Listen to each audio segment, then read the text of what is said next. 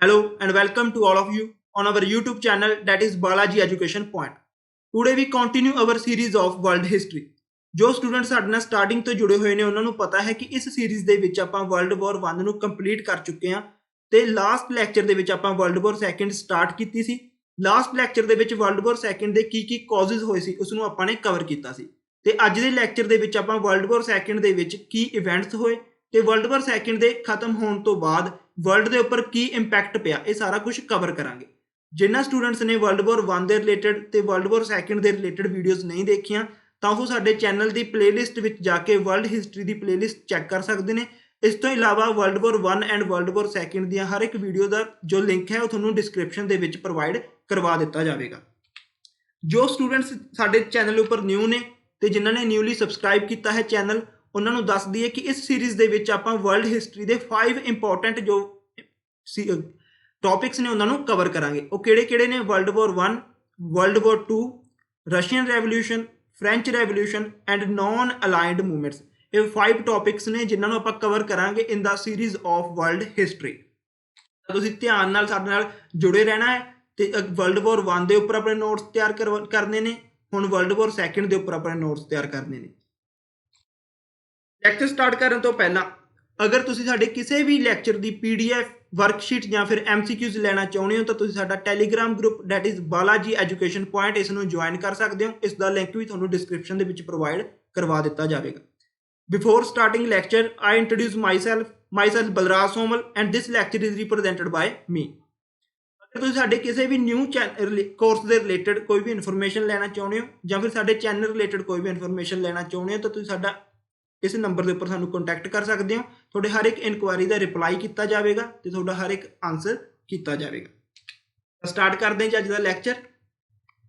Last lecture ਵਿੱਚ ਆਪਾਂ ਨੇ ਕੀ ਪੜ੍ਹਿਆ ਸੀ ਕਿ ਵਰਲਡ ਵਾਰ 2 ਦੇ ਕੀ ਕਾਜ਼ਸ ਸੀਗੇ, ਜਿਸ ਵਿੱਚੋਂ ਸਭ ਤੋਂ ਮੇਨ ਕਾਜ਼ ਕੀ ਮੰਨਿਆ ਜਾਂਦਾ ਸੀ? ਰਾਈਜ਼ ਆਫ ਹਿਟਲਰ ਦਾ ਸੱਤਾ ਦੇ ਵਿੱਚ ਆਉਣਾ, ਪਾਵਰ ਦੇ ਵਿੱਚ ਆਉਣਾ।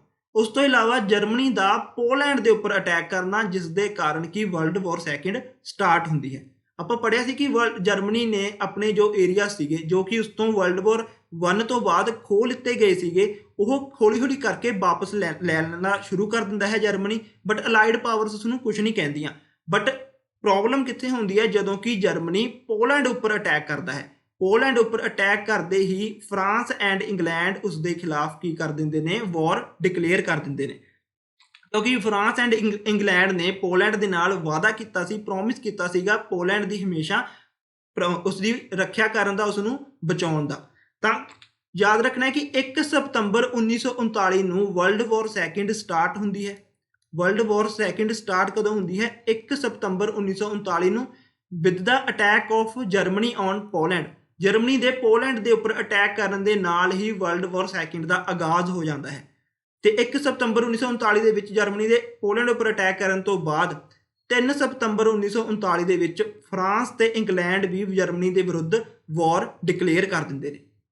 ਆਪਣੇ ਲਾਸਟ ਲੈਕਚਰ ਵਿੱਚ ਪੜ੍ਹਿਆ ਸੀਗਾ ਕਿ ਜਰਮਨੀ ਜਾਣਦਾ ਸੀ ਕਿ ਅਗਰ ਉਹ ਪੋਲੈਂਡ ਦੇ ਉੱਪਰ ਅਟੈਕ ਕਰੇਗਾ ਤਾਂ ਫਰਾਂਸ ਐਂਡ ਇੰਗਲੈਂਡ ਉਸ ਦੇ ਖਿਲਾਫ ਹੋਣਗੇ, ਤਾਂ ਇਸ ਦੇ ਲਈ ਹੀ ਉਹ ਕਿਸ ਦੇ ਕੋਲ ਜਾਂਦਾ ਹੈ? ਹੈਲਪ ਲਈ USSR ਕੋਲ। ਤੇ ਇਹਨਾਂ ਵਿੱਚ ਇੱਕ ਪੈਕਟ ਸਾਈਨ ਹੁੰਦਾ ਹੈ, ਮੋਲੋਟੋਵ ਰਿਬਨਟ੍ਰੋਪ ਪੈਕਟ, ਜਿਸ ਦੇ ਅਕੋਰਡਿੰਗ ਜਰਮਨੀ ਕਹਿੰਦਾ ਹੈ ਕਿ ਆਪਾਂ ਦੋਨੋਂ ਮਿਲ ਕੇ ਜਰਮਨੀ ਐਂਡ USSR ਮਿਲ ਕੇ ਪੋਲੈਂਡ ਉੱਪਰ ਹਮਲਾ ਕਰਾਂਗੇ ਤੇ ਪੋਲੈਂਡ ਨੂੰ ਜਿੱਤਣ ਤੋਂ ਬਾਅਦ ਇਸ ਨੂੰ ਆਪਣੇ ਡਿਵਾਈਡ ਕਰ ਲਾਂਗੇ ਹਾਫ। ਤਾਂ ਜਰਮਨੀ ਕੀ ਕਰਦਾ ਹੈ? ਵੈਸਟ ਵਾਲੀ ਸਾਈਡ ਤੋਂ ਪੋਲੈਂਡ ਉੱਪਰ ਹਮਲਾ ਕਰਦਾ ਹੈ ਤੇ USSR ਉਸ ਦੀ ਹੈਲਪ ਕਿੱਧਰ ਦੀ ਕਰਦਾ ਹੈ? ਈਸਟ ਸਾਈਡ ਤੋਂ ਹੈਲਪ ਕਰਦਾ ਹੈ। ਤਾਂ ਇਸ ਵਿੱਚ ਕੀ ਕੁਐਸਚਨਸ ਇੰਪੋਰਟੈਂਟ ਬਣਦੇ ਨੇ ਕਿ ਵਰਲਡ ਵਾਰ 1 ਦਾ ਆਗਾਜ਼ ਵਰਲਡ ਵਾਰ 2 ਦਾ ਆਗਾਜ਼ ਕਦੋਂ ਹੋਇਆ? 1 ਸਤੰਬਰ 1939 ਵਿੱਚ ਵਰਲਡ ਵਾਰ 2 ਦਾ ਆਗਾਜ਼ ਹੁੰਦਾ ਹੈ, ਉਹ ਸਟਾਰਟ ਹੁੰਦੀ ਹੈ with the attack of Germany on Poland. ਤੇ ਫਰਾਂਸ ਅਤੇ ਇੰਗਲੈਂਡ ਕਦੋਂ ਵਾਰ ਡਿਕਲੇਅਰ ਕਰਦੇ ਨੇ ਜਰਮਨੀ ਉੱਪਰ? 3 ਸਤੰਬਰ 1939 ਦੇ ਵਿੱਚ। ਮੈਪ ਦੇ ਨਾਲ ਹੋਰ ਵੀ ਕਲੀਅਰ ਹੋ ਜਾਵੇਗਾ। ਦੇਖੋ ਇਸ ਸਾਈਡ ਹੈ ਜਰਮਨੀ, ਇਹ ਵੈਸਟ ਸਾਈਡ ਹੈ। ਪੋਲੈਂਡ ਦੀ ਵੈਸਟ ਸਾਈਡ ਤੋਂ ਜਰਮਨੀ ਅਟੈਕ ਕਰਦਾ ਹੈ ਤੇ ਪੋਲੈਂਡ ਦੀ ਈਸਟ ਸਾਈਡ ਤੋਂ ਕੌਣ ਅਟੈਕ ਕਰਦਾ ਹੈ? ਸੋਵੀਅਤ ਯੂਨੀਅਨ ਅਟੈਕ ਕਰਦੀ ਹੈ ਤੇ ਇਸ ਨੂੰ ਜਿੱਤਣ ਤੋਂ ਬਾਅਦ ਇਸ ਨੂੰ ਹਾਫ ਵੰਡ ਦਿੱਤਾ ਜਾਂਦਾ ਹੈ ਜਰਮਨੀ ਐਂਡ ਸੋਵੀਅਤ ਯੂਨੀਅਨ ਦੇ ਵਿਚਕਾਰ। ਇਹ ਇਸ ਮੈਪ ਦੇ ਨਾਲ ਤੁਹਾਨੂੰ ਕਲੀਅਰ ਹੋ ਜਾਵੇਗਾ। ਇਸ ਤੋਂ ਬਾਅਦ ਵਰਲਡ ਵਾਰ 2 ਦੇ ਵਿੱਚ ਜੋ ਸਭ ਤੋਂ ਅਹਿਮ ਰੋਲ ਅਦਾ ਕੀਤਾ ਸੀ ਉਹ ਕੀਤਾ ਸੀ ਜਰਮਨੀ ਦੀ ਆਰਮੀ ਨੇ, ਜਿਸ ਨੂੰ ਕਿਸ ਨਾਮ ਨਾਲ ਜਾਣਿਆ ਜਾਂਦਾ ਹੈ? ਬਲਿਟਜ਼ਕ੍ਰੈਗ ਦੇ ਨਾਮ ਨਾਲ ਜਾਣਿਆ ਜਾਂਦਾ ਹੈ। ਬਲਿਟਜ਼ਕ੍ਰੈਗ ਕੀ ਸੀ? ਇੱਕ ਫਾਸਟ ਐਂਡ ਮੋਬਾਈਲ ਆਰਮੀ ਸੀ, ਜਿੱਥੇ ਇੱਕ ਜਗ੍ਹਾ ਦੂਸਰੀ ਆਰਮੀਜ਼ 3-3 4-4 ਦਿਨ ਲਾ ਦਿੰਦੀਆਂ ਸੀ ਉਹ ਸਫ਼ਰ ਪੂਰਾ ਕਰਨ ਦੇ ਵਿੱਚ। ਉਸ ਸਫ਼ਰ ਨੂੰ, ਉਸ ਏਰੀਆ ਨੂੰ ਜਿੱਤਣ ਦੇ ਵਿੱਚ ਇਹ ਆਰਮੀ ਜ਼ਿਆਦਾ ਤੋਂ ਜ਼ਿਆਦਾ 1 ਦਿਨ ਲਗਾਉਂਦੀ ਸੀ ਜਾਂ ਜ਼ਿਆਦਾ ਤੋਂ ਜ਼ਿਆਦਾ 1.5 ਦਿਨ। ਯਾਨੀ ਕਿ ਉਹ ਜਿਹੜਾ 3 ਤੋਂ 4 ਦਿਨ ਦਾ ਕੰਮ ਸੀ ਉਹ ਇਹ ਆਰਮੀ ਤੇ 1 ਤੋਂ 1.5 ਦਿਨ ਦੇ ਵਿੱਚ ਪੂਰਾ ਕਰ ਦਿੰਦੀ ਸੀ, ਜਿਸ ਦੇ ਕਾਰਨ ਜੋ ਜਰਮਨੀ ਦੇ ਆਪੋਜ਼ਿਟ ਦੇਸ਼ ਸੀਗੇ ਉਹਨਾਂ ਨੂੰ ਸੰਭਲਣ ਦਾ ਮੌਕਾ ਨਹੀਂ ਮਿਲਦਾ ਸੀ। ਇਸ ਕਾਰਨ ਇਸ ਵਰਲਡ ਵਾਰ ਦੇ ਵਿੱਚ ਬਲਿਟਜ਼ਕ੍ਰੈਗ ਨੇ ਬਹੁਤ ਅਹਿਮ ਭੂਮਿਕਾ ਨਿਭਾਈ ਹੈ ਜਰਮਨੀ ਦੀ ਜਿੱਤਾਂ ਪ੍ਰੋਵਾਈਡ ਕਰਵਾਉਣ ਲਈ। ਤਾਂ ਕੁਐਸਚਨ ਹੁੰਦਾ ਹੈ ਕਿ ਜਰਮਨੀ ਦੀ ਆਰਮੀ ਦਾ ਕੀ ਨਾਮ ਸੀ? ਤਾਂ ਉਸਦਾ ਨਾਮ ਸੀ ਬਲਿਟਜ਼ਕ੍ਰੈਗ। ਬਲਿਟਜ਼ਕ੍ਰੈਗ ਜਰਮਨੀ ਦੀ ਆਰਮੀ ਦਾ ਨਾਮ ਸੀ, ਜੋ ਕਿ ਇੱਕ ਬਹੁਤ ਹੀ ਸਟਰੋਂਗ ਆਰਮੀ ਬਣਾਈ ਗਈ ਸੀ ਜਰਮਨੀ ਦੁਆਰਾ 1940 ਦੇ ਵਿੱਚ। ਇਸ ਆਰਮੀ ਦੀ ਹੈਲਪ ਦੇ ਨਾਲ ਜਰਮਨੀ ਡੈਨਮਾਰਕ ਉੱਪਰ ਹਮਲਾ ਕਰਦਾ ਹੈ 9 ਅਪ੍ਰੈਲ 1940 ਦੇ ਵਿੱਚ। ਤਾਂ ਕੁਐਸਚਨ ਹੁੰਦਾ ਹੈ ਕਿ ਜਰਮਨੀ ਡੈਨਮਾਰਕ ਦੇ ਉੱਪਰ ਕਦੋਂ ਹਮਲਾ ਕਰਦਾ ਹੈ? 9 ਅਪ੍ਰੈਲ 1940 ਦੇ ਵਿੱਚ ਜਰਮਨੀ ਡੈਨਮਾਰਕ ਦੇ ਉੱਪਰ ਹਮਲਾ ਕਰਦਾ ਹੈ। ਮੈਪ ਦੇ ਨਾਲ ਤੁਹਾਨੂੰ ਹੋਰ ਕਲੀਅਰ ਹੋ ਜਾਵੇਗਾ। ਦੇਖੋ, ਇਹ ਹੈ ਗ੍ਰੇਟਰ ਜਰਮਨੀ, ਇਹ ਤੁਹਾਨੂੰ ਦਿਖ ਰਿਹਾ ਹੋਗਾ ਗ੍ਰੇਟਰ ਜਰਮਨੀ, ਤੇ ਇਹ ਹੈ ਡੈਨਮਾਰਕ। ਤਾਂ ਸਭ ਤੋਂ ਪਹਿਲਾਂ ਜਰਮਨੀ ਡੈਨਮਾਰਕ ਉੱਪਰ ਹਮਲਾ ਕਰਦਾ ਹੈ 9 ਅਪ੍ਰੈਲ 1940 ਦੇ ਬਾਅਦ। ਜਰਮਨੀ ਨੂੰ ਜਿੱਤਣ ਤੋਂ ਬਾਅਦ, ਠੀਕ, ਡੈਨਮਾਰਕ ਨੂੰ ਜਿੱਤਣ ਤੋਂ ਬਾਅਦ ਜਰਮਨੀ ਨੈਕਸਟ ਇਨਵੇਡ ਕਰਦਾ ਹੈ ਨਾਰਵੇ। ਪਰ ਨਾਰਵੇ ਨੂੰ ਜਿੱਤਣ ਦੇ ਲਈ ਉਸਨੂੰ ਥੋੜਾ ਜਿਹਾ ਟਾਈਮ ਲੱਗਦਾ ਹੈ, ਜੋ ਕਿ ਨਾਰਵੇ ਉੱਪਰ ਜਰਮਨੀ ਦਾ ਅਟੈਕ ਸ਼ੁਰੂ ਹੁੰਦਾ ਹੈ 9 ਅਪ੍ਰੈਲ 1940 ਦੇ ਵਿੱਚ, ਤੇ ਇਹ ਕੰਪਲੀਟ ਹੁੰਦਾ ਹੈ 10 ਜੂਨ 1940। ਯਾਨੀ ਕਿ 10 ਜੂਨ 1940 ਦੇ ਵਿੱਚ ਜਾ ਕੇ ਜਰਮਨੀ ਜੋ ਹੈ ਨਾਰਵੇ ਨੂੰ ਆਪਣੇ ਕਬਜ਼ੇ ਵਿੱਚ ਲੈ ਲੈਂਦਾ ਹੈ।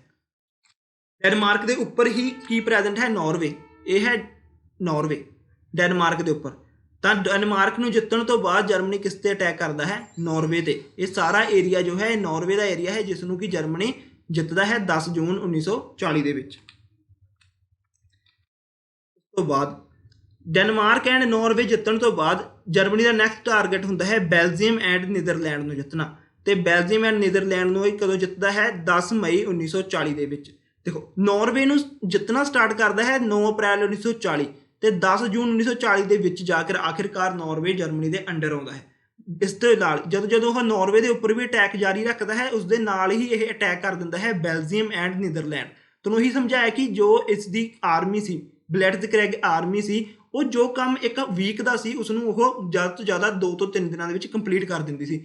ਇਸ ਕਾਰਨ ਜੋ ਇਹ ਛੋਟੇ ਛੋਟੇ ਦੇਸ਼ ਸੀ, ਡੈਨਮਾਰਕ, ਨਾਰਵੇ, ਬੈਲਜੀਅਮ, ਨੀਦਰਲੈਂਡ, ਇਹਨਾਂ ਨੂੰ ਸੰਭਲਣ ਦਾ ਮੌਕਾ ਨਹੀਂ ਮਿਲਿਆ ਤੇ ਇਹਨਾਂ ਨੂੰ ਲਗਾਤਾਰ ਜਰਮਨੀ ਆਪਣੇ ਕਬਜ਼ੇ ਵਿੱਚ ਲੈਂਦਾ ਰਿਹਾ। ਮੈਪ ਦੇ ਨਾਲ ਹੋਰ ਕਲੀਅਰ ਹੋਵੇਗਾ। ਦੇਖੋ, ਇਹ ਸੀ ਡੈਨਮਾਰਕ, ਨਾਰਵੇ, ਤੇ ਇਸ ਇੱਧਰ ਹੈ ਬੈਲਜੀਅਮ। ਇਹ ਹੈ ਬੈਲਜੀਅਮ ਦਾ ਏਰੀਆ ਤੇ ਇਹ ਏਰੀਆ ਹੈ ਸਾਰਾ ਨੀਦਰਲੈਂਡ ਦਾ ਏਰੀਆ। ਤੇ ਇਸ ਨੂੰ ਡੈਨਮਾਰਕ ਐਂਡ ਨਾਰਵੇ ਨੂੰ ਜਿੱਤਣ ਤੋਂ ਬਾਅਦ ਜਰਮਨੀ ਕਿਸ ਨੂੰ ਆਪਣੇ ਕਬਜ਼ੇ ਵਿੱਚ ਲੈਂਦਾ ਹੈ? Belgium and Netherland. Belgium and Netherland ਨੂੰ ਆਪਣੇ ਕਬਜ਼ੇ ਵਿੱਚ ਲੈਂਦਾ ਹੈ ਡੈਨਮਾਰਕ ਐਂਡ ਨਾਰਵੇ ਨੂੰ ਜਿੱਤਣ ਤੋਂ ਬਾਅਦ। ਦੇਖੋ, ਇੱਕ ਪਾਸੇ ਤਾਂ Denmark, Norway, Netherland, Belgium Germany ਦੁਆਰਾ ਜਿੱਤੇ ਜਾਂਦੇ ਨੇ। ਦੂਸਰੀ ਵਕਤ ਦੇਖੋ, ਆਪਾਂ ਨੇ ਕੀ ਪੜ੍ਹਿਆ ਕਿ ਜਰਮਨੀ ਇੱਕ ਤਰਫ ਤੋਂ ਪੋਲੈਂਡ ਦੇ ਉੱਪਰ ਅਟੈਕ ਕਰਦਾ ਹੈ ਤੇ ਦੂਸਰੀ ਤਰਫ ਤੋਂ ਕੌਣ ਅਟੈਕ ਕਰਦੀ ਹੈ? Soviet union, USSR। ਤਾਂ USSR ਪੋਲੈਂਡ ਦੇ ਉੱਪਰ ਕਦੋਂ ਅਟੈਕ ਕਰਦੀ ਹੈ? 17 ਸਤੰਬਰ 1939 ਦੇ ਵਿੱਚ। 17 ਸਤੰਬਰ 1939 ਦੇ ਵਿੱਚ USSR ਪੋਲੈਂਡ ਦੇ ਉੱਪਰ ਅਟੈਕ ਕਰਦੀ ਹੈ ਜਰਮਨੀ ਦੇ ਪੋਲੈਂਡ ਦੇ ਉੱਪਰ ਅਟੈਕ ਕਰਨ ਦੇ ਲਗਭਗ 16 ਦਿਨਾਂ ਬਾਅਦ। ਕਿਸ ਪੈਕਟ ਦੇ ਅਕੋਰਡਿੰਗ? ਮੋਲੋਟੋਵ ਰਿਬਨਟ੍ਰੋਪ ਪੈਕਟ। ਇਸ ਪੈਕਟ ਦੇ ਅਕੋਰਡਿੰਗ ਸੋਵੀਅਤ ਯੂਨੀਅਨ ਜੋ ਹੈ ਪੋਲੈਂਡ ਦੇ ਉੱਪਰ ਅਟੈਕ ਕਰਦੀ ਹੈ 17 ਸਤੰਬਰ 1939 ਦੇ ਨਾਲ। ਪੋਲੈਂਡ ਨੂੰ ਜਿੱਤਣ ਤੋਂ ਬਾਅਦ ਜੋ ਸੋਵੀਅਤ ਯੂਨੀਅਨ ਸੀ, USSR ਸੀ, ਉਸ ਦਾ ਰਸਤਾ ਸਾਫ਼ ਹੋ ਜਾਂਦਾ ਹੈ ਕਿਸ ਨੂੰ ਆਪਣੇ ਕਬਜ਼ੇ ਵਿੱਚ ਲੈਣ ਲਈ? ਬੈਲਟਿਕ ਸਟੇਟਸ ਨੂੰ ਆਪਣੇ ਕਬਜ਼ੇ ਵਿੱਚ ਲੈਣ ਲਈ। ਆਪਾਂ ਨੇ ਵਰਲਡ ਵਾਰ 1 ਦੇ ਵਿੱਚ ਪੜ੍ਹਿਆ ਸੀ ਕਿ ਕਿਹੜੀਆਂ ਸਟੇਟਸ ਜੋ ਬੈਲਟਿਕ ਸਟੇਟਸ ਦੇ ਨਾਮ ਨਾਲ ਜਾਣੀਆਂ ਜਾਂਦੀਆਂ ਨੇ? ਲੈਤਵੀਆ, ਲਿਥੂਨੀਆ, ਇਸਤੋਨੀਆ। ਇਹ 3 ਸਟੇਟਸ ਨੇ ਜਿਨ੍ਹਾਂ ਨੂੰ ਬੈਲਟਿਕ ਸਟੇਟਸ ਦੇ ਨਾਮ ਨਾਲ ਜਾਣਿਆ ਜਾਂਦਾ ਹੈ। ਤਾਂ ਦੇਖੋ, ਸਭ ਤੋਂ ਪਹਿਲਾਂ ਪੋਲੈਂਡ ਨੂੰ ਜਿੱਤਣ ਤੋਂ ਬਾਅਦ ਜੋ USSR ਹੈ ਸਭ ਤੋਂ ਪਹਿਲਾਂ ਐਸਤੋਨੀਆ ਨੂੰ ਆਪਣੇ ਕਬਜ਼ੇ ਵਿੱਚ ਲੈਂਦਾ ਹੈ 28 ਸਤੰਬਰ 1939 ਦੇ ਵਿੱਚ। ਐਸਤੋਨੀਆ ਨੂੰ ਜਿੱਤਣ ਤੋਂ ਬਾਅਦ ਇਹ ਕਬਜ਼ੇ ਵਿੱਚ ਲੈਂਦਾ ਹੈ ਲੈਤਵੀਆ ਨੂੰ 5 ਅਕਤੂਬਰ 1939 ਦੇ ਵਿੱਚ। ਤੇ ਲਾਸਟ ਵਿੱਚ ਆਪਦੇ ਕਬਜ਼ੇ ਵਿੱਚ ਲੈਂਦਾ ਹੈ ਲਿਥੂਨੀਆ ਨੂੰ, ਜੋ ਕਿ 10 ਅਕਤੂਬਰ 1939 ਦੇ ਵਿੱਚ ਆਪਣੇ ਕਬਜ਼ੇ ਵਿੱਚ ਲਈ ਜਾਂਦੀ ਹੈ। ਮਤਲਬ ਕਿ ਪੋਲੈਂਡ ਨੂੰ ਜਿੱਤਣ ਤੋਂ ਬਾਅਦ USSR ਜੋ ਹੈ ਉਹ ਬੈਲਟਿਕ ਸਟੇਟਸ ਵਾਲੇ ਨੂੰ ਵੀ ਆਪਣੇ ਕਬਜ਼ੇ ਵਿੱਚ ਲੈ ਕੇ ਆਪਣਾ ਏਰੀਆ ਕਵਰ ਕਰ ਲੈਂਦਾ ਹੈ, ਵਧਾ ਲੈਂਦਾ ਹੈ।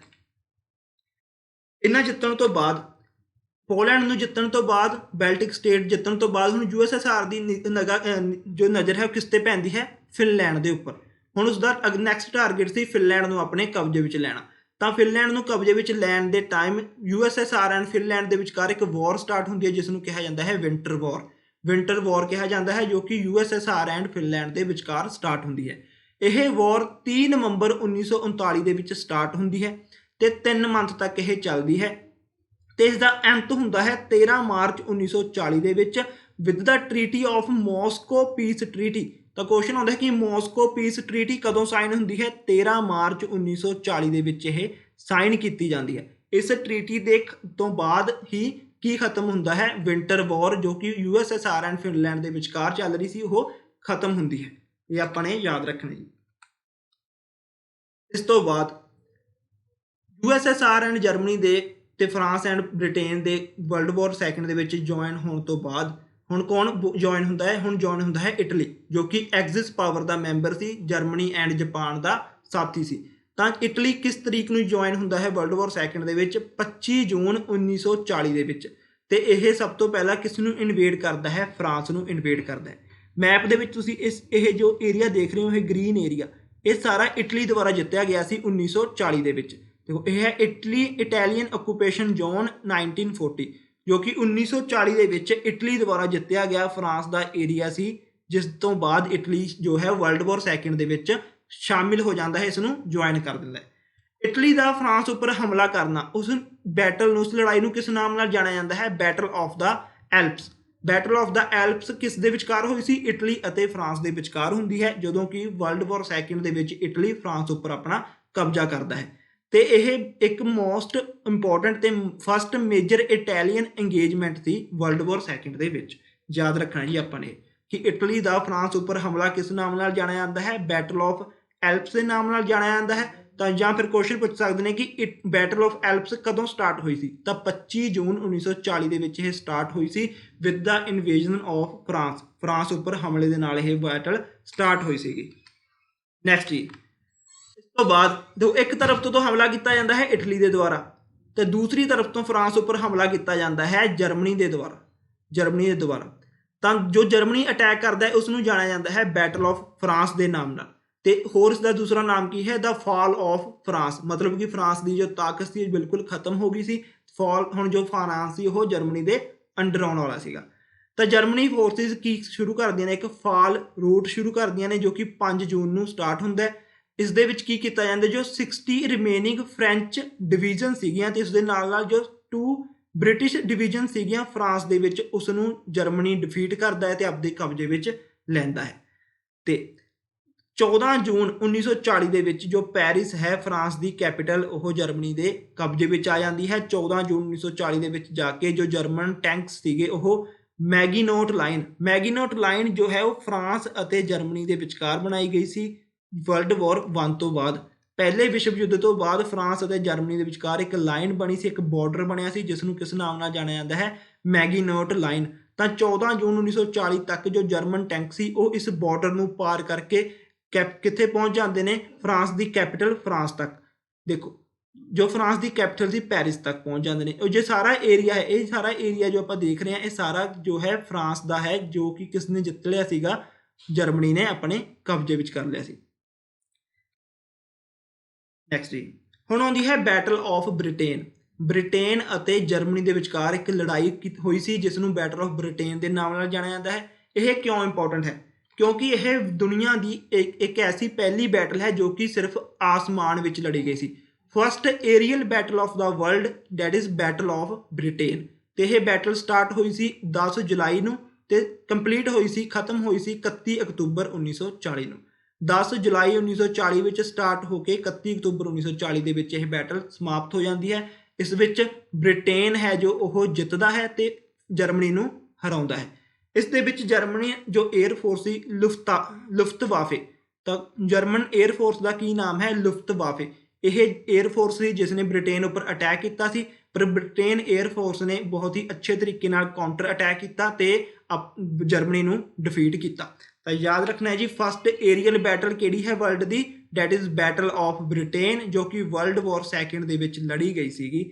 ਤੇ ਇਹ ਸਟਾਰਟ ਹੁੰਦੀ ਹੈ 10 ਜੁਲਾਈ 1940 ਦੇ ਵਿੱਚ ਤੇ ਐਂਡ ਹੁੰਦੀ ਹੈ 31 ਅਕਤੂਬਰ 1940 ਦੇ ਵਿੱਚ with the defeat of Germany ਦੀ ਹਾਰ ਦੇ ਨਾਲ ਇਹ ਬੈਟਲ ਸਮਾਪਤ ਹੋ ਜਾਂਦੀ ਹੈ।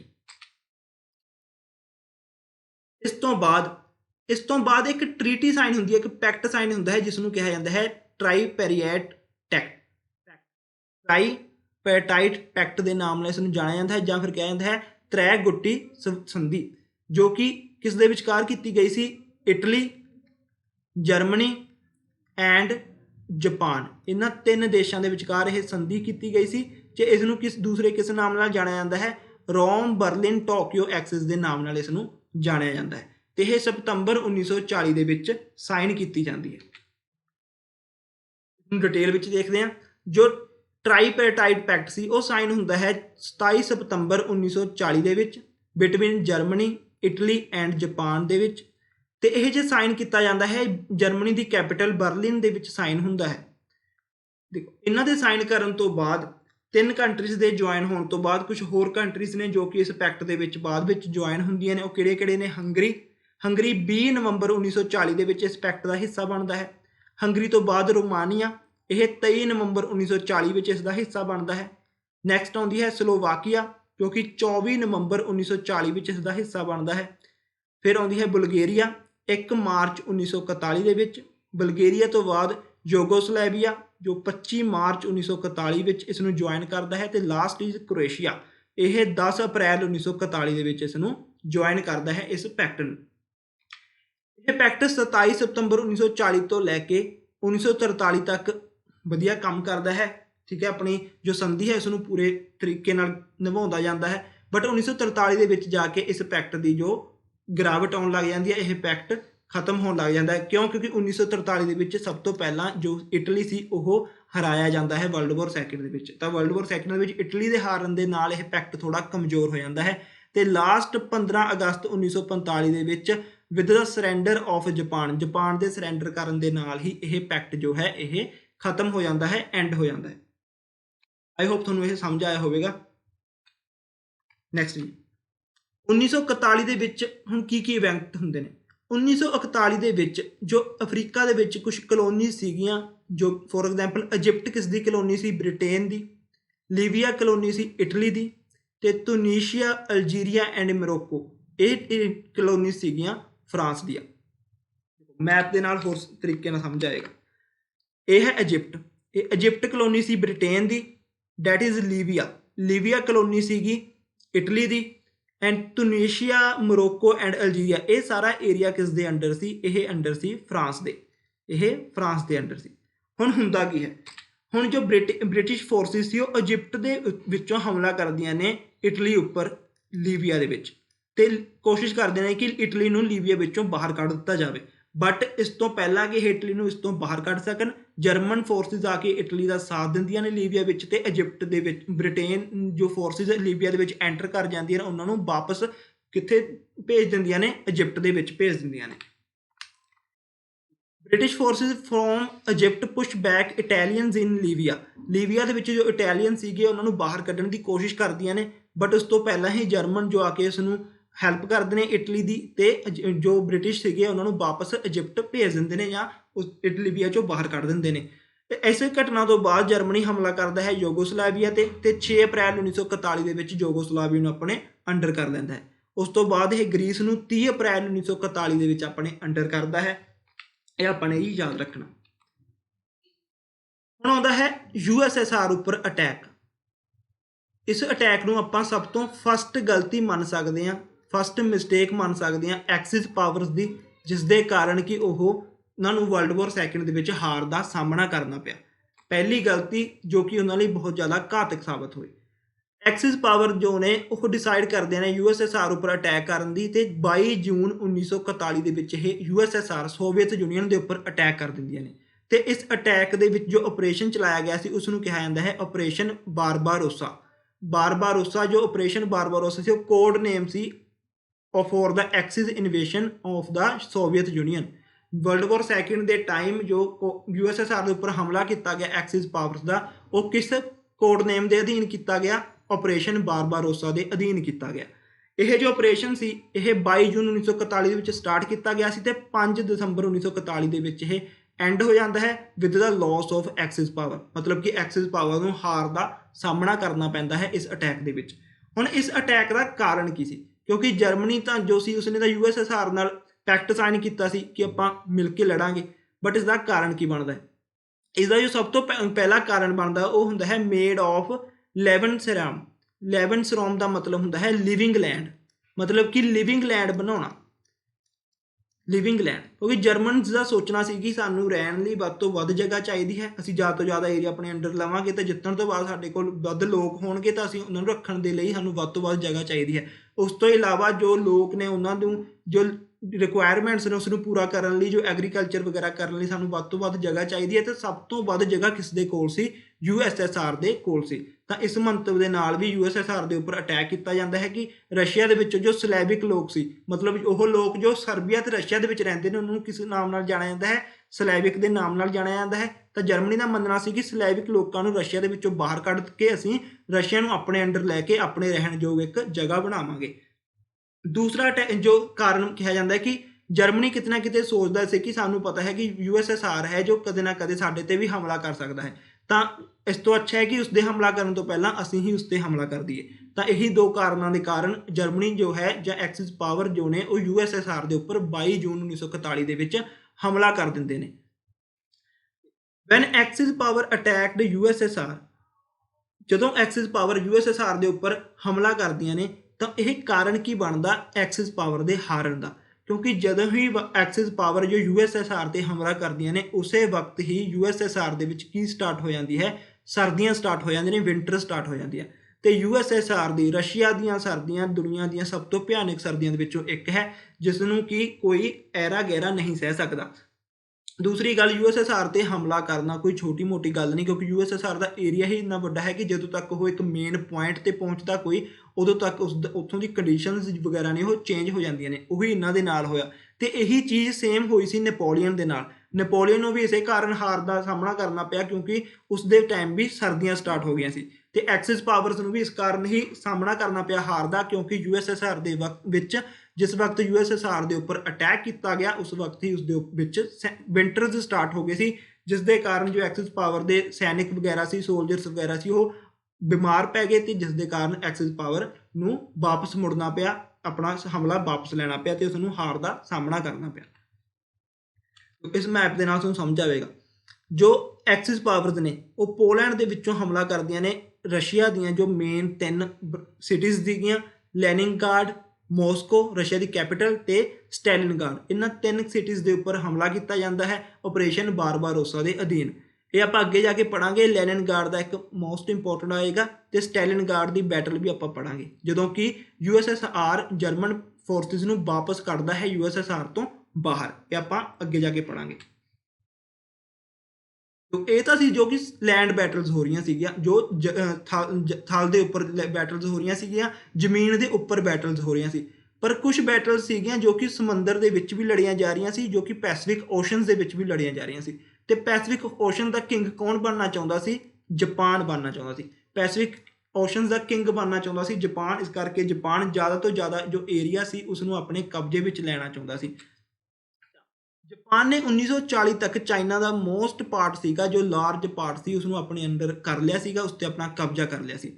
चाइना नूं जितण तो बाद हुण जापान जो दूसरी कंट्रीज़ ने या दूसरी कलोनीज़ सीगियां उन्होंने अपने कब्जे विच लैंदा है। फॉर एग्जाम्पल इंडो चाइना जो अज दा वियतनाम है इसनूं अपने कब्जे विच लैंदा है, फिलीपाइनस नूं अपने कब्जे विच लैंदा है, बर्मा, हांगकांग, गोम, Indonesia and last he Singapore. इस तरह के छोटे छोटे जो देश बन चुके हैं, छोटी छोटी कलोनी सीगियां जो उसनूं जापान अपने कब्जे विच लैंदा जांदा है पैसिफिक ओशन दे विच। देखो जो तुहानूं ये रैड बाउंड्री दिख रही है, ये सारी रैड बाउंड्री ये सारी जापान का एरिया है जो कि उसने वर्ल्ड वॉर सैकेंड के टाइम जित लिया सीगा। इस दे विच वो बर्मा नूं भी अपने कब्जे विच लै लैंदा है, थाईलैंड, फ्रेंच इंडो चाइना जिसनूं आपां वियतनाम के नाम नाल जानते हैं, डच ईस्ट इंडीज़ जिसनूं अज के टाइम विच इंडोनेशिया फिलीपाइनस के नाम नाल जाना जाता है, आ रहा फिलीपाइनस इसनूं अपने एरिए नूं इसनूं अपने कब्जे विच लै लिया। इस दे नाल नाल तुसीं देखो कि जो पैसिफिक ओशन दे विच जापान एक साइड ते ये आ गया है पर्ल हार्बर, ये USA का है, USA तक तो इस साइड ते आस्ट्रेलिया तक ये अपनी जो ਬਾਉਂਡਰੀ ਹੈ ਪਹੁੰਚਾ ਚੁੱਕਿਆ ਹੈ ਪੈਸੀਫਿਕ ਓਸ਼ਨ ਦੇ ਵਿੱਚ। ਇੰਨਾ ਵੱਡਾ ਏਰੀਆ ਜੋ ਸੀ ਜਾਪਾਨ ਨੇ ਪੈਸੀਫਿਕ ਓਸ਼ਨ ਦੇ ਵਿੱਚ ਆਪਣੇ ਅੰਡਰ ਕਰ ਲਿਆ ਸੀ ਵਰਲਡ ਵਾਰ ਸੈਕਿੰਡ ਦੇ ਵਿੱਚ। ਦੇਖੋ ਜਿੱਥੇ ਇੱਕ ਗਲਤੀ ਹੋਈ ਸੀ ਕਿ ਜਰਮਨੀ ਵੱਲੋਂ ਉਸਨੇ USSR ਦੇ ਉੱਪਰ ਹਮਲਾ ਕੀਤਾ, ਤੇ ਉਸ ਤੋਂ ਬਾਅਦ ਦੂਸਰੀ ਗਲਤੀ ਕਿਸ ਦੁਆਰਾ ਕੀਤੀ ਜਾਂਦੀ ਹੈ, ਜਾਪਾਨ ਦੁਆਰਾ ਪਰਲ ਹਾਰਬਰ ਤੇ ਹਮਲਾ ਕਰਕੇ। ਇਹ ਵੀ ਆਪਾਂ ਅੱਗੇ ਡਿਟੇਲ ਵਿੱਚ ਪੜਾਂਗੇ। ਹੁਣ ਆਉਂਦਾ ਹੈ attack on Pearl Harbor. Pearl Harbor ਦੇ ਉੱਪਰ ਜਾਪਾਨ ਦਾ ਹਮਲਾ, ਜੋ ਕਿ ਐਕਸਿਸ ਪਾਵਰ ਦੀ ਦੂਸਰੀ ਗਲਤੀ ਬਣਦੀ ਹੈ ਤੇ ਜੋ ਕਾਰਨ ਬਣਦੀ ਹੈ ਵਰਲਡ ਵਾਰ ਸੈਕਿੰਡ ਦੇ ਵਿੱਚ ਐਕਸਿਸ ਪਾਵਰ ਦੀ ਹਾਰ ਦਾ। ਤਾਂ ਜਾਪਾਨ ਜੋ ਹੈ 7 ਤੇ 8 ਦਸੰਬਰ 1941 ਦੇ ਵਿੱਚ USA ਦੇ ਤੇ UK ਦੀਆਂ ਬਹੁਤ ਜੋ ਥਾਵਾਂ ਸੀਗੀਆਂ ਉਹਨਾਂ ਉੱਪਰ ਅਟੈਕ ਕਰਦਾ ਹੈ। ਫੋਰ ਐਗਜ਼ਾਮਪਲ ਮਲੇਸ਼ੀਆ, ਫਿਲੀਪਾਈਨਸ, ਜੋ ਫਿਲੀਪਾਈਨ ਸੀ ਉਹ USA ਦੀ ਕਲੋਨੀ ਸੀ, ਉਸ ਦੇ ਉੱਪਰ ਅਟੈਕ ਕਰਦਾ ਹੈ। ਮਲੇਸ਼ੀਆ, ਹਾਂਗਕਾਂਗ, ਇਹ ਬ੍ਰਿਟੇਨ ਦੀਆਂ ਕਲੋਨੀ ਸੀਗੀਆਂ, ਇਹਨਾਂ ਉੱਪਰ ਆਪਣਾ ਅਟੈਕ ਕਰਦਾ ਹੈ। ਤੇ ਉਸ ਤੋਂ ਬਾਅਦ ਇਸ ਚੀਜ਼ ਨੂੰ ਦੇਖਦੇ ਹੋਏ, ਜਾਪਾਨ ਦੇ ਇਸ ਅਟੈਕ ਨੂੰ ਦੇਖਦੇ ਹੋਏ USA ਇੱਕ ਐਮਬਾਰਗੋ ਦਿੰਦਾ ਹੈ ਜੋ ਆਪਣੀਆਂ ਕੰਪਨੀ ਸੀਗੀਆਂ ਕਿ ਉਹ ਜਾਪਾਨ ਨੂੰ ਐਕਸਪੋਰਟ ਕਰਨ ਵਾਲਾ ਜੋ ਆਇਲ ਸੀ ਉਸ ਤੇ ਰੋਕ ਲਗਾ ਦੇਵੇ। ਹੁਣ ਜਾਪਾਨ ਨੂੰ ਆਇਲ ਤੇ ਹੋਰ ਜੋ ਵੀ ਜਿੰਨੀਆਂ ਵੀ ਚੀਜ਼ਾਂ ਸੀ ਉਹਨਾਂ ਦੀ ਨੂੰ ਐਕਸਪੋਰਟ ਨਾ ਕੀਤਾ ਜਾਵੇ, ਉਹਨਾਂ ਨੂੰ ਨਾ ਭੇਜਿਆ ਜਾਵੇ, ਜਿਸ ਦੇ ਕਾਰਨ ਜਾਪਾਨ ਕੀ ਸੀ ਉਹ ਬੁਖਲਾ ਜਾਂਦਾ ਹੈ, ਜਾਪਾਨ ਗੁੱਸੇ ਵਿੱਚ ਆ ਜਾਂਦਾ ਹੈ ਤੇ ਇਸ ਦੇ ਕਾਰਨ ਹੀ ਜਾਪਾਨ ਕੀ ਹੈ ਅਟੈਕ ਕਰਦਾ ਹੈ ਪਰਲ ਹਾਰਬਰ ਦੇ ਉੱਪਰ। ਪਰਲ ਹਾਰਬਰ ਦੇ ਉੱਪਰ ਅਟੈਕ ਕਰਦਾ ਹੈ। ਪਰਲ ਹਾਰਬਰ ਦੇ ਉੱਪਰ ਅਟੈਕ ਕਰਨ ਦੇ ਨਾਲ ਨਾਲ ਹੀ ਇਹ ਆਸਟ੍ਰੇਲੀਆ, ਪੈਪੂਆ ਨਿਊ ਗਿਨੀਆ ਇਹਨਾਂ ਜਗ੍ਹਾ ਉੱਪਰ ਵੀ ਬੰਬਾਰੀ ਕਰਦਾ ਹੈ, ਜਿਸ ਦੇ ਵਿੱਚ ਕਿ ਲਗਭਗ 2500 ਸੋਲਜਰਸ ਨੇ ਜੋ ਮਾਰੇ ਜਾਂਦੇ ਨੇ। ਤਾਂ ਕੁਐਸਚਨ ਆਉਂਦਾ ਹੈ ਕਿ ਜਾਪਾਨ ਪਰਲ ਹਾਰਬਰ ਉੱਪਰ ਕਦੋਂ ਅਟੈਕ ਕਰਦਾ ਹੈ, ਤਾਂ ਇਹ 7 ਦਸੰਬਰ 1941 ਦੇ ਵਿੱਚ ਅਟੈਕ ਕਰਦਾ ਹੈ ਪਰਲ ਹਾਰਬਰ ਦੇ ਉੱਪਰ। ਪਰਲ ਹਾਰਬਰ ਦੇ ਉੱਪਰ ਅਟੈਕ ਕਰਨ ਤੋਂ ਬਾਅਦ USA ਹੈ ਉਹ ਵੀ ਸ਼ਾਮਿਲ ਹੋ ਜਾਂਦਾ ਹੈ ਵਰਲਡ ਵਾਰ ਸੈਕਿੰਡ ਦੇ ਵਿੱਚ, ਤੇ ਇਹ ਅਲਾਈਜ਼ ਪਾਵਰਸ ਦਾ ਸਾਥ ਦਿੰਦਾ ਹੈ, ਇਹ ਅਲਾਈਜ਼ ਦੇ ਤਰਫ ਤੋਂ ਲੜਦਾ ਹੈ। ਤਾਂ ਜੋ USA ਓਫੀਸ਼ੀਅਲੀ ਐਂਟਰ ਹੁੰਦਾ ਹੈ ਵਰਲਡ ਵਾਰ ਸੈਕਿੰਡ ਦੇ ਵਿੱਚ, ਇਹ ਐਂਟਰ ਹੁੰਦਾ ਹੈ 11 ਦਸੰਬਰ 1941 ਦੇ ਵਿੱਚ। ਤੇ ਬਟ ਅਗਰ USA ਦੀ ਡਿਕਲੇਅਰ ਪੁੱਛਿਆ ਜਾਵੇ ਕਿ USA ਨੇ ਡਿਕਲੇਅਰ ਕਦੋਂ ਕੀਤੀ ਸੀ ਵਾਰ ਜਾਪਾਨ ਦੇ ਉੱਪਰ, ਤਾਂ ਜਾਪਾਨ ਦੇ ਪਰਲ ਹਾਰਬਰ ਉੱਪਰ ਅਟੈਕ ਕਰਨ ਤੋਂ ਇੱਕ ਦਿਨ ਬਾਅਦ 8 ਦਸੰਬਰ 1941 ਦੇ ਵਿੱਚ USA ਇਸ ਨੂੰ ਵਾਰ ਡਿਕਲੇਅਰ ਕਰ ਦਿੰਦਾ ਹੈ ਜਾਪਾਨ ਦੇ ਖਿਲਾਫ। ਇਸ ਵਾਰ ਨੂੰ ਡਿਕਲੇਅਰ ਕਰਨ ਤੋਂ ਬਾਅਦ 1942 ਤੋਂ ਲੈ ਕੇ 1944 ਦੇ ਵਿੱਚ ਇਸ 2 ਸਾਲਾਂ ਦੇ ਵਿੱਚ USA ਐਂਡ ਜਾਪਾਨ ਦੇ ਵਿੱਚ ਬਹੁਤ ਸਾਰੀਆਂ ਲੜਾਈਆਂ ਲੜੀਆਂ ਜਾਂਦੀਆਂ ਨੇ, ਬਹੁਤ ਸਾਰਾ ਬੈਟਲਸ ਲੜੀਆਂ ਜਾਂਦੀਆਂ ਨੇ ਪੈਸੀਫਿਕ ਓਸ਼ਨ ਦੇ ਵਿੱਚ, ਜੋ ਕਿ ਅੱਗੇ ਕਾਰਨ ਬਣਦੀਆਂ ਨੇ ਐਕਸਿਸ ਪਾਵਰ ਦੇ ਹਾਰਨ ਦਾ। ਤੇ ਇਸ ਵਿੱਚੋਂ ਜੋ ਸਭ ਤੋਂ ਇੰਪੋਰਟੈਂਟ ਬੈਟਲਸ ਨੇ ਉਹ ਨੇ battle of Midway and battle of Guadalcanal. ਇਹ 2 ਬੈਟਲਸ ਨੇ ਜਿਸ ਦੇ ਕਾਰਨ ਐਕਸਿਸ ਪਾਵਰ ਨੂੰ ਹਾਰ ਦਾ ਸਾਹਮਣਾ ਕਰਨਾ ਪਿਆ। ਜੋ ਬੈਟਲ ਆਫ ਮਿਡਵੇ ਹੈ, ਬੈਟਲ ਆਫ ਮਿਡਵੇ ਇੱਕ ਸਿਗਨੀਫਿਕੈਂਟ ਨੇਵਲ ਬੈਟਲ ਹੈ ਇਨ ਦਾ ਪੈਸੀਫਿਕ ਓਸ਼ਨ ਦੇ ਵਿੱਚ ਇੱਕ ਸਿਗਨੀਫਿਕੈਂਟ ਨੇਵਲ ਬੈਟਲ ਹੈ, ਜੋ ਕਿ 4 ਜੂਨ 1942 ਵਿੱਚ ਸਟਾਰਟ ਹੁੰਦੀ ਹੈ ਤੇ 7 ਜੂਨ 1942 ਵਿੱਚ ਇਹ ਖਤਮ ਹੁੰਦੀ ਹੈ। ਬੈਟਲ ਆਫ ਮਿਡਵੇ ਕਿਉਂ ਇੰਪੋਰਟੈਂਟ ਹੈ? ਬੈਟਲ ਆਫ ਮਿਡਵੇ ਇਸ ਲਈ ਇੰਪੋਰਟੈਂਟ ਹੈ ਕਿਉਂਕਿ ਇਹ ਫਸਟ ਬੈਟਲ ਸੀ ਜੋ ਕਿ ਵਰਲਡ ਵਾਰ ਸੈਕਿੰਡ ਦੇ ਵਿੱਚ ਜਾਪਾਨ ਜਿਸ ਵਿੱਚ ਹਾਰਿਆ ਸੀ।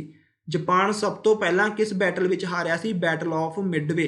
ਬੈਟਲ ਆਫ ਮਿਡਵੇ ਪਹਿਲੀ ਐਸੀ ਬੈਟਲ ਸੀ ਜਿਸ ਵਿੱਚ ਜਾਪਾਨ ਨੂੰ ਹਾਰ ਦਾ ਸਾਹਮਣਾ ਕਰਨਾ ਪਿਆ, ਤੇ ਇਹ 4 ਜੂਨ 1942 ਦੇ ਵਿੱਚ ਸਟਾਰਟ ਹੋਈ ਸੀ ਤੇ 7 ਜੂਨ 1942 ਦੇ ਵਿੱਚ ਇਹ ਖਤਮ ਹੋ ਜਾਂਦੀ ਹੈ, ਤੇ ਜਿਸ ਵਿੱਚ USA ਜਿੱਤ ਜਾਂਦਾ ਹੈ। ਇਸ ਤੋਂ ਅਗਲੀ ਬੈਟਲ ਹੈ ਬੈਟਲ ਆਫ ਗੁਆਡਲਕਨਾਲ। ਬੈਟਲ ਆਫ ਗੁਆਡਲਕਨਾਲ ਜੋ ਸਟਾਰਟ ਹੁੰਦੀ ਹੈ 7 ਅਗਸਤ 1942 ਦੇ ਵਿੱਚ ਤੇ 9 ਫਰਵਰੀ 1943 ਦੇ ਵਿੱਚ ਇਹ ਸਮਾਪਤ ਹੁੰਦੀ ਹੈ, ਐਂਡ ਹੁੰਦੀ ਹੈ। ਤੇ ਇਸ ਬੈਟਲ ਦੇ ਵਿੱਚ ਜੋ ਕੋਡ ਨੇਮ ਵਰਤਿਆ ਗਿਆ ਸੀ ਉਹ ਆਪਰੇਸ਼ਨ, ਉਸਦਾ ਨਾਮ ਕੀ ਸੀ? Operation watch tower. Operation watch tower was the code name of this battle. ਠੀਕ ਹੈ ਜੀ, ਯਾਦ ਰੱਖਣਾ ਜੀ ਆਪਣਾ ਕਿ ਆਪਰੇਸ਼ਨ ਆਫ ਵਾਚ ਟਾਵਰ ਕਿਸ ਦਾ ਕੋਡ ਨੇਮ ਹੈ? ਬੈਟਲ ਆਫ ਗੁਆਡਲਕਨਾਲ ਦਾ ਇਹ ਕੋਡ ਨੇਮ ਹੈ। ਬੈਟਲ ਆਫ ਗੁਆਡਲਕਨਾਲ ਇੱਕ ਮੋਸਟ ਇੰਪੋਰਟੈਂਟ ਤੇ ਫਸਟ ਮੇਜਰ ਓਫੈਂਸਿਵ ਐਂਡ ਡਿਸੀਸਿਵ ਵਿਕਟਰੀ ਸੀਗੀ ਅਲਾਈਜ਼ ਪਾਵਰ ਦੀ ਇਨ ਪੈਸੀਫਿਕ। ਇਸ ਬੈਟਲ ਤੋਂ ਬਾਅਦ ਜੋ ਪੈਸੀਫਿਕ ਓਸ਼ਨ ਦੇ ਵਿੱਚ ਅਲਾਈਜ਼ ਪਾਵਰ ਦੀ ਜੋ ਆਪਣੀ ਸਟਰੈਂਥ ਦੀ ਉਹ ਜ਼ਿਆਦਾ ਹੋ ਜਾਂਦੀ ਹੈ ਤੇ ਐਕਸਿਸ ਪਾਵਰ ਦੀ ਸਟਰੈਂਥ ਘਟ ਜਾਂਦੀ ਹੈ ਪੈਸੀਫਿਕ ਓਸ਼ਨ ਦੇ ਵਿੱਚ, ਤੇ ਹੁਣ ਅਲਾਈਡ ਪਾਵਰ ਮੋਰ ਪਾਵਰਫੁਲ ਹੋ ਜਾਂਦੀਆਂ ਨੇ ਐਕਸਿਸ ਪਾਵਰ ਦੇ ਨਾਲੋਂ।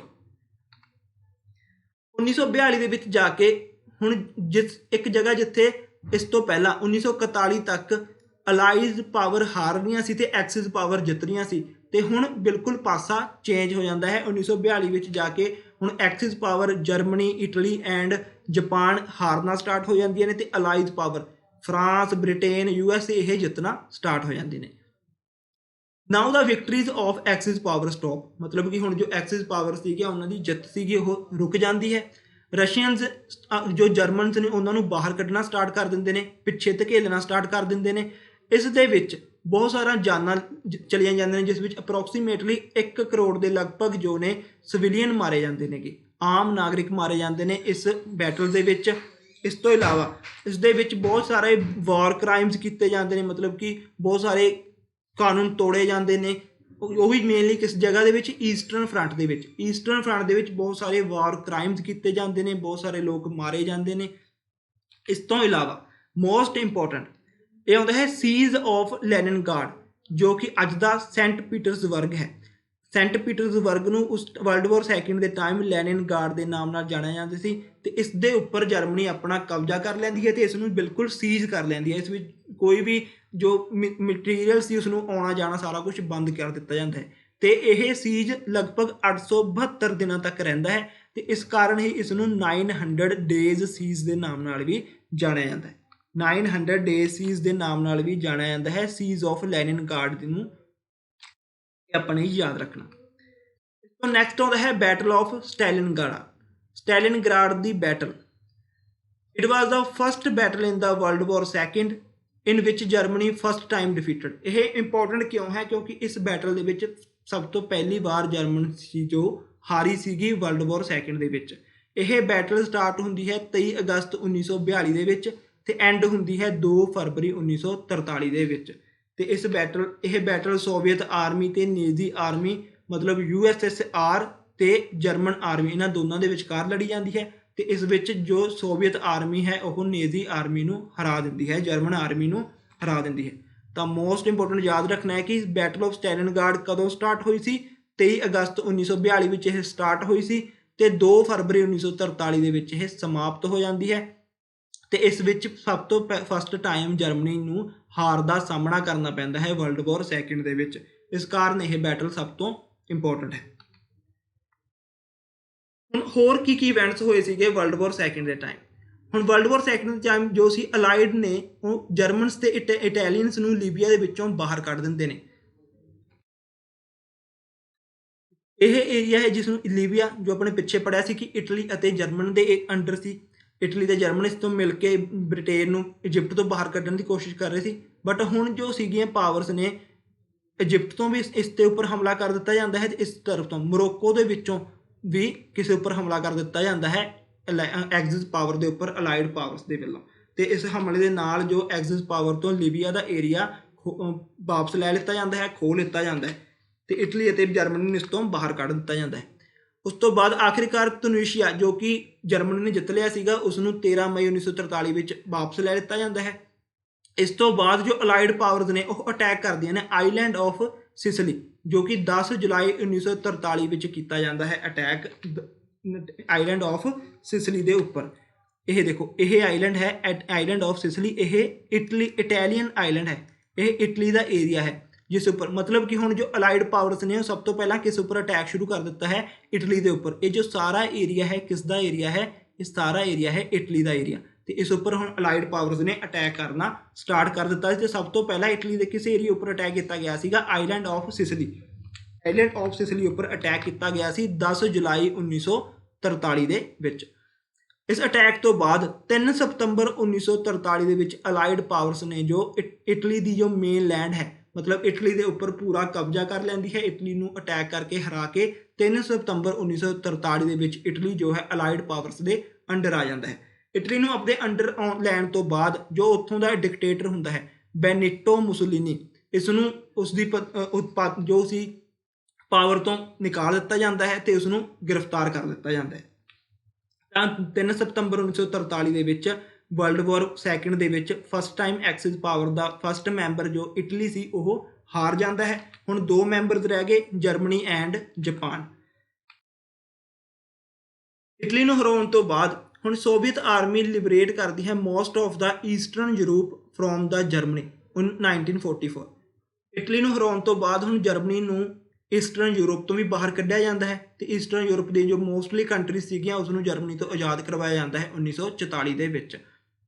ਇਸ ਤੋਂ ਬਾਅਦ ਜੋ ਅਲਾਈਡ ਪਾਵਰ ਸੀ ਹੌਲੀ ਹੌਲੀ ਨਾਰਥਰਨ ਇਟਲੀ ਦੇ ਤਰਫ ਵੀ ਵਧਣਾ ਸ਼ੁਰੂ ਕਰ ਦਿੰਦੀਆਂ ਨੇਗੀਆਂ। ਤੇ in Italy allied armies form against Germany. Italy ਦੇ ਵਿੱਚ ਹੁਣ ਕਿਤੇ ਇੱਕ ਜਗ੍ਹਾ ਤੇ ਜਰਮਨੀ ਦੀ ਵੀ ਪਾਵਰ ਸੀਗੀ, ਜਰਮਨੀ ਵੀ ਉੱਥੇ ਸਟੇ ਕਰ ਰਿਹਾ ਸੀਗਾ, ਜਰਮਨੀ ਦੇ ਸੋਲਜਰਸ, ਤਾਂ ਅਲਾਈਡ ਪਾਵਰਸ ਦੀ ਉਸ ਜਗ੍ਹਾ ਤੇ ਜਰਮਨੀ ਨਾਲ ਲੜਾਈ ਹੁੰਦੀ ਹੈ। ਬਟ ਜਰਮਨੀ ਦਾ ਜੋ ਡਿਫੈਂਸ ਸੀ, ਜੋ ਰਜਿਸਟੈਂਸ ਸੀ, ਉਹ ਬਹੁਤ ਜ਼ਿਆਦਾ ਹਾਈ ਸੀ, ਜਿਸ ਕਾਰਨ ਕਿ ਅਲਾਈਡ ਪਾਵਰਸ ਨੂੰ ਬਹੁਤ ਜ਼ਿਆਦਾ ਟਾਈਮ ਲੱਗ ਰਿਹਾ ਸੀ।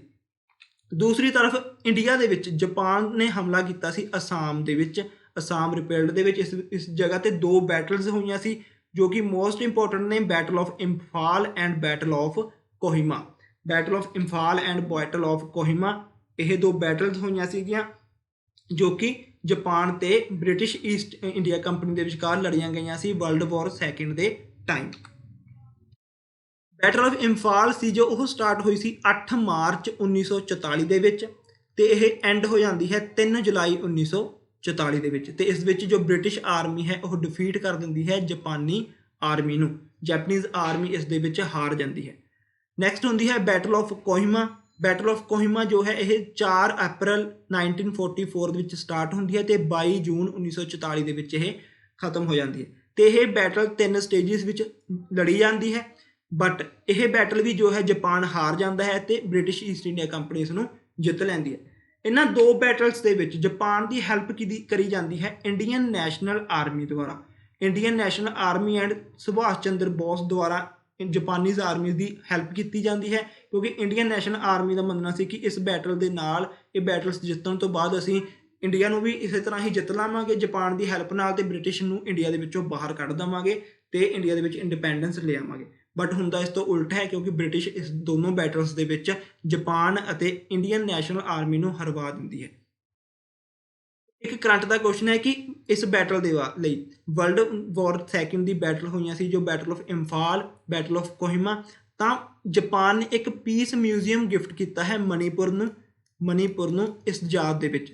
ਜੋ ਬੈਟਲ ਆਫ ਇੰਫਾਲ ਹੋਈ ਸੀ, ਇਸ ਬੈਟਲ ਦੀ ਯਾਦ ਦੇ ਵਿੱਚ ਜਾਪਾਨ ਵੱਲੋਂ ਮਣੀਪੁਰ ਨੂੰ ਇੱਕ ਪੀਸ ਮਿਊਜ਼ੀਅਮ ਗਿਫਟ ਕੀਤਾ ਗਿਆ ਹੈ। ਤੇ ਇਹ ਤੁਹਾਡੇ ਇੱਕ ਕਰੰਟ ਦਾ ਕੁਐਸਚਨ ਬਣਦਾ ਹੈ ਕਿ ਜਾਪਾਨ ਨੇ ਕਿਸ ਸਟੇਟ ਨੂੰ ਪੀਸ ਮਿਊਜ਼ੀਅਮ ਗਿਫਟ ਕੀਤਾ ਸੀ, ਤਾਂ ਉਸਨੇ ਮਣੀਪੁਰ ਨੂੰ ਇਹ ਪੀਸ ਮਿਊਜ਼ੀਅਮ ਗਿਫਟ ਕੀਤਾ ਸੀ। ਨੈਕਸਟ ਆਉਂਦਾ ਹੈ ਡੀ ਡੇ, ਜਿਸ ਨੂੰ ਕਿ ਜਾਣਿਆ ਜਾਂਦਾ ਹੈ ਨੋਰਮੈਂਡੀ ਲੈਂਡਿੰਗਸ ਦੇ ਨਾਮ ਨਾਲ। ਡੀ ਡੇ ਐਂਡ ਨੋਰਮੈਂਡੀ ਲੈਂਡਿੰਗਸ, ਇਸ ਪਿਕਚਰ ਨਾਲ ਤੁਸੀਂ ਜ਼ਿਆਦਾ ਸਮਝ ਆਓ। ਇਹ ਨਹੀਂ ਦੇਖੋ, ਇਹ ਹੈ ਫਰਾਂਸ ਦਾ ਏਰੀਆ ਨੋਰਮੈਂਡੀ ਬੀਚ। ਇਹ ਬੀਚ ਸੀਗੇ, ਸਮੁੰਦਰੀ ਤੱਟ ਸੀਗੇ, ਜਿਸ ਦੇ ਉੱਪਰ ਬਹੁਤ ਸਾਰੀਆਂ ਅਲਾਈਡ ਫੋਰਸਿਸ ਨੇ, ਲਗਭਗ 1 ਲੱਖ ਦੇ ਲਗਭਗ ਅਲਾਈਡ ਫੋਰਸਿਸ ਦੇ ਜੋ ਸੋਲਜਰ ਸੀਗੇ ਉਹ ਲੈਂਡ ਕੀਤੇ ਸੀ ਇੱਕੋ ਦਿਨ ਫਰਾਂਸ ਨੂੰ ਜਰਮਨੀ ਦੇ ਤੋਂ ਆਜ਼ਾਦ ਕਰਵਾਉਣ ਦੇ ਲਈ। ਇਹਨੂੰ ਜਾਣਿਆ ਜਾਂਦਾ ਹੈ ਡੀ ਦੇ ਨਾਮ ਨਾਲ। ਇਹ ਜੋ ਲੈਂਡਿੰਗ ਸੀ, it was the largest sea borne invasion in the history. ਹੁਣ ਤੱਕ ਦੇ ਇਤਿਹਾਸ ਵਿੱਚ ਸਮੁੰਦਰੀ ਰਸਤੇ ਦੁਆਰਾ ਕੀਤਾ ਗਿਆ ਸਭ ਤੋਂ ਵੱਡਾ ਹਮਲਾ ਸੀ ਇਹ ਨੋਰਮੈਂਡੀ ਲੈਂਡਿੰਗਸ। ਇਸ ਤੋਂ ਇਲਾਵਾ ਜੋ ਡੀ ਡੇ ਸੀ ਉਹ ਲਾਰਜੈਸਟ ਐਮਫੀਬੀਅਸ ਇਨਵੇਜ਼ਨ ਵੀ ਸੀ। ਐਮਫੀਬੀਅਸ ਦਾ ਮਤਲਬ ਜੋ ਕਿ ਲੈਂਡ ਤੋਂ, ਵਾਟਰ ਤੋਂ ਕੀਤਾ ਗਿਆ ਹਮਲਾ ਸੀ। ਇਸ ਦੇ ਨਾਲ ਨਾਲ ਹੀ ਇਹ ਏਅਰਬੋਰਨ ਹਮਲਾ ਵੀ ਸੀਗਾ ਜੋ ਕਿ ਆਸਮਾਨ ਤੋਂ ਕੀਤਾ ਗਿਆ ਸੀਗਾ।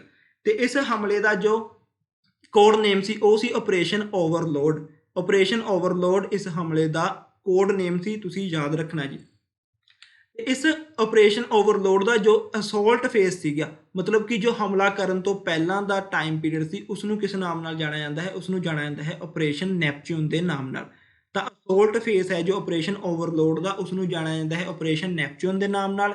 ਤੇ ਜੋ ਅਸਲ ਦੇ ਵਿੱਚ ਕੋਡ ਨੇਮ ਹੈ ਇਸ ਲੈਂਡਿੰਗਸ ਦਾ, ਉਸ ਨੂੰ ਕਿਸ ਨਾਮ ਨਾਲ ਜਾਣਿਆ ਜਾਂਦਾ ਹੈ? ਆਪਰੇਸ਼ਨ ਓਵਰਲੋਡ ਦੇ ਨਾਮ ਨਾਲ। ਤੇ ਇਹ ਆਪਰੇਸ਼ਨ ਸਟਾਰਟ ਹੋਇਆ ਸੀ 6 ਜੂਨ 1944 ਦੇ ਵਿੱਚ ਤੇ ਐਂਡ ਹੁੰਦਾ ਹੈ 30 ਜੂਨ 1944 ਦੇ ਵਿੱਚ ਇਹ ਖਤਮ ਹੋ ਜਾਂਦਾ ਹੈ। ਡੀ ਡੇ ਦੇ ਵਿੱਚ ਮਤਲਬ ਕੀ ਹੈ?